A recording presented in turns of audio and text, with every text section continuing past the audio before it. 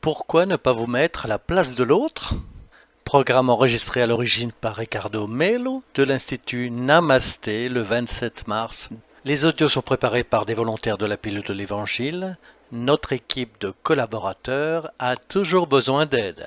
Soyez vous aussi volontaires pour notre cause. Rejoignez notre page sur Facebook, Pilule de l'Évangile.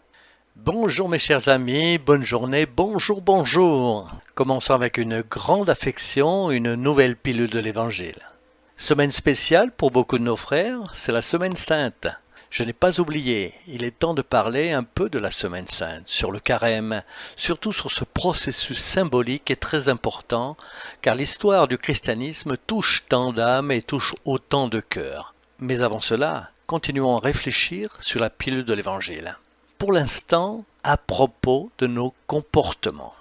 Aujourd'hui, je voudrais parler avec vous avec une grande affection de votre capacité à se mettre à la place des autres, sur votre capacité ou votre désir de comprendre ce que l'autre sent et pourquoi l'autre agit d'une certaine manière. Il y a une histoire qui raconte qu'il y avait un homme très grossier, un homme très dur, si insensible qu'il maltraitait ses employés, maltraitait sa femme et même ses enfants. Et de toute façon, personne ne l'aimait. Un jour, il s'est endormi et dans son sommeil, il rêva d'un ange de Dieu qui lui rendait visite et lui dit « Tu vas avoir une dernière chance sur terre de te racheter. Et cette chance commence maintenant. » Tout à coup, l'ange de Dieu provoqua ce compagnon mal élevé qui commença à rêver de toutes les personnes qu'il a maltraitées dans sa vie. Seulement, il arrivait qu'il était dans la position de chacune d'elles. Dans son premier rêve, il était à la place d'un employé ayant des problèmes de santé. Cet employé était contraint de faire des choses nuisibles à sa santé, et il ne s'est pas plaint parce qu'il avait besoin de ce travail. Alors, il ressent ce que l'employé a ressenti à ce moment-là, et il perdit son sang-froid. « Je ne veux plus vivre cela, je ne veux plus. » Là, il se retrouva dans le deuxième rêve troublant. Maintenant, il était sa propre femme.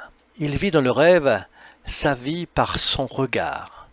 Alors comprenez, c'était l'épouse qui le voyait rentrer à la maison, se plaindre de la nourriture, se plaindre de la propreté qu'elle avait réalisée, et sans s'occuper d'elle, être impoli et mal éduqué, et ainsi de suite. Il ne pouvait plus supporter cela. Je ne veux plus être dans ce rôle. Puis, il entra dans le rôle de sa fille, qu'il ignorait, avec qui il ne parlait pas, avec qui il ne prêtait aucune attention, et il se sentit triste. Il s'est vu traitant ainsi, parce qu'il était le père. Il se voyait lui-même comme un père traitant sa fille. En bref, toute la nuit se passa comme cela, un rêve après l'autre, dans lequel l'ange de Dieu l'a amené à faire l'expérience des mêmes choses que les gens ont vécues quand lui les maltraitait. À partir de ce moment, il ne pouvait pas supporter plus, parce que pour lui, c'était déjà un cauchemar. Lorsqu'il fut presque réveillé, l'ange dit « Mon fils, il est temps que tu retournes sur terre. Il est temps de te racheter, de tenter ta chance alors que tu es encore en chemin. Attention, il se peut que lors de notre prochaine rencontre, tu n'aies plus la possibilité de rentrer. » Et là, il eut très peur. Dès qu'il revint brusquement dans son corps, il prend la résolution de changer radicalement son comportement. Il ne pouvait le faire que parce qu'il a eu les conditions de rentrer, à force, dans le cœur des gens qu'il a maltraités. Il a reçu l'aide céleste. Il a connu un peu la douleur de l'autre. Il y a d'ailleurs un dicton indien que j'aime répéter souvent ici. Ne juge jamais une personne avant de marcher une semaine avec ses sandales. C'est plus ou moins cela qui lui est arrivé. On ne peut pas comprendre ce que l'autre sent sans essayer de plonger dans son monde. Pour nous, il est très facile, parfois même commode, quelquefois de juger, d'analyser, se plaindre et réclamer du comportement que les gens ont ou n'ont pas, quand nous avons du mal à nous mettre à leur place. De la même manière, il est très facile pour quelqu'un de vous juger sans être à votre place. Parler mal de vous sans vous connaître, sans savoir qui vous êtes. Malheureusement, nous finissons parfois par commettre la même erreur. Donc, la pilule de l'Évangile d'aujourd'hui veut vous inviter, avec toute l'affection et le respect, pour remplacer le jugement par l'empathie, remplacer l'inquiétude confuse de l'autre par la capacité de se mettre à sa place. Je suis sérieux, se mettre réellement à sa place. Essayez de travailler sur votre esprit. Et si vous étiez votre mari, comment se sentirait-il? Et si vous étiez votre femme ou votre enfant, comment se sentirait-il faisant ce qu'ils font, ou d'étudier, ou ils étudient? Et si vous étiez cette personne malade sur son lit, comment se sent-elle? Et si vous étiez cette personne âgée, souvent elle est oubliée à la maison, maltraitée par les jeunes, oubliée parfois que la personne âgée a un mode de vie différent.